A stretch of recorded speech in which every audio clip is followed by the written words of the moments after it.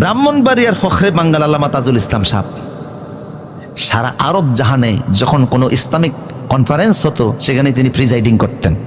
আরবের আলেমরা ওনারা খুব ভালো করেছেন, তো আলহামদুলিল্লাহ বলেন। তো উনি এক জায়গায় এক হোটেলে খেতে বসছে, ওনার সামনে এক ভদ্রলোক নাস্তিক আর কি, নাস্তিক খাইতেছে বাম হাতে চামচ দিয়ে আর উনি খায় ডান হাতে। তো উনি বললেন, আচ্ছা ভাই আমিও খাচ্ছি ডান হাতে, আল্লাহ তো ডান হাত দিয়েছে, ডান হাত দিয়ে খান না।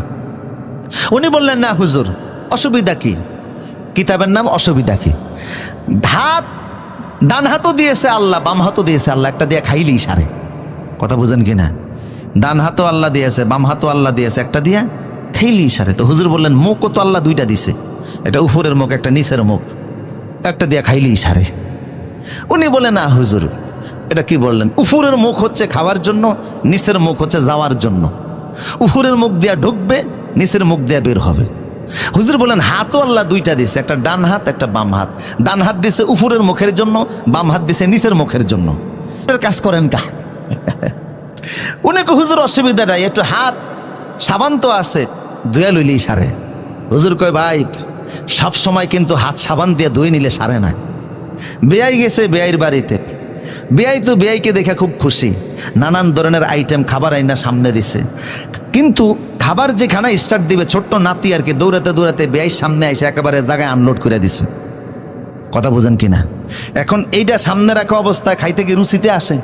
বেয়াই হয়ে গেছে পেরেশান, এখন কোদাল ভাই কই?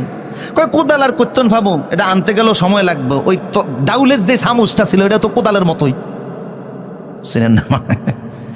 ডাউলের চামচ এটা কোদালের মতো না, ওইটা দিয়া টান দিয়া উঠাইয়া জায়গা মতো ফেলে দিয়া ওইটারে কলের তনে পানি দিয়া ধুইয়া একেবারে কেয়ালেমন ডিটারজেন্ট পাউডার দিয়া ধুয়ে নিয়ে আসছে।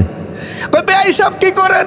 কয় ধুয়াই নিয়ে এসে সাবান দিয়া। কয় বেয়াইও যতই সাবান দিয়া তখন আমার রুচিতে আসবে না। তো বোঝা গেল সবসময় সাবান দিয়া ধুইলেও কি হয় না, রুচিতে আসে না। কথা বুঝতেছেন কিনা? তো ডান হাতে খাওয়া এটা ইসলামের সংস্কৃতি, বাম হাতে খাওয়া এটা কাফের মুশরিকদের সংস্কৃতি। তাইলে বোঝা গেল আমাদের খানার মধ্যে ইসলাম এবং অমুসলিমের বিধান আছে না নাই?